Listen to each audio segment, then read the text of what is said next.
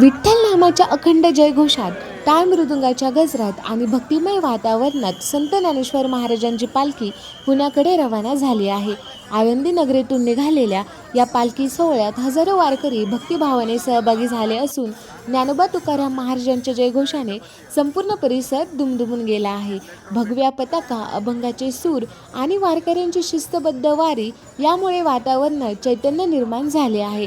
संत ज्ञानेश्वर महाराजांच्या पादुकांचे दर्शन घेण्यासाठी भाविकांची मोठी गर्दी झाली असून विठ्ठलाच्या नामस्मरणात वारकरी पुण्याच्या दिशेने मार्गस्थ झाले आहेत. या ऐतिहासिक पालखी सोहळ्यातून भक्ती, श्रद्धा आणि महाराष्ट्राच्या समृद्ध वारकरी परंपरेचे दर्शन घडत आहे.